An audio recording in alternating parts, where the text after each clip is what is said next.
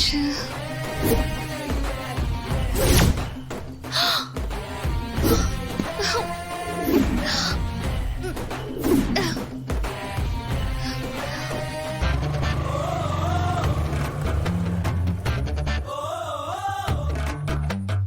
ஏய் hello miniature.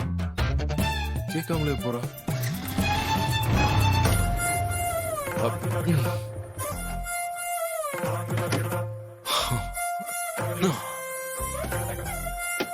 என்ன கூப்பிட்டா திரும்ப மாட்டியா? ஆ? என்ன விஷயம்? ஹலோன்னு கூப்பிட்டேன், காது கேட்காதா உனக்கு? கண்டுக்காம போயிட்டே இருக்க. ஹலோ, எதுக்கு இப்ப நீ தேவையில்லாம பேசிட்டு இருக்க? என்ன வேணும் உனக்கு? எனக்கு ஒண்ணும் வேணாம். ஓட்ட வேண்டிய வண்டிய உருட்டிக்கிட்டே போறிய. உன் வண்டிக்கு உடம்புக்கு என்ன?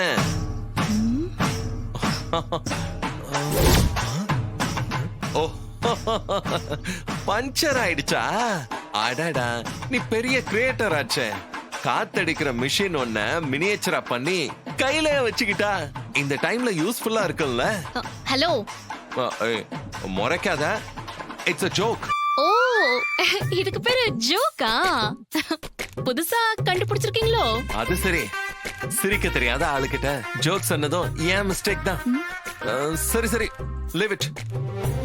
சரியா மெயின்டைன் பண்ணாட்டி இப்படித்தான் வண்டிக்கும் உடம்பு முடியாம போகும். உடம்பு முடியாம போறதுக்கு இது என்ன மனுஷனா? ஆமா, வண்டியும் மனுஷன் மாதிரி தான். அதுக்கும் எனர்ஜிக்கு பெட்ரோல் போடுறோம், தேய்மன் ஆகுது, லைஃப் பீரியட் இருக்கு, இன்சூரன்ஸ் இருக்கு. அதுவும் மனுஷன் மாதிரி தான். ஓஹோ, இதுவும் ஜோக்கோ?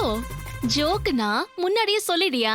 இல்லனா சிரிப்பே வராட்டியும் எப்படியாவது கஷ்டப்பட்டு சிரிச்சிடுறேன். நோ நோ, இப்ப நான் சொன்னது ஜோக் இல்ல, பிலோசோபி. வண்டியும் மனுஷன் மாதிரிங்கிறதும் ஒரு தத்துவம். நீயும் பிலாசபியும்.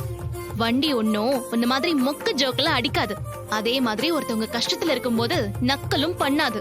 ஆமா ஆமா, அதே மாதிரி மனுஷனுக்கும் உடம்பு முடியலனா வண்டிக்கும் பிரச்சனை, ஆனா வண்டிக்கு ரிப்பேர் ஆனா மனுஷனுக்கும் பிரச்சனை.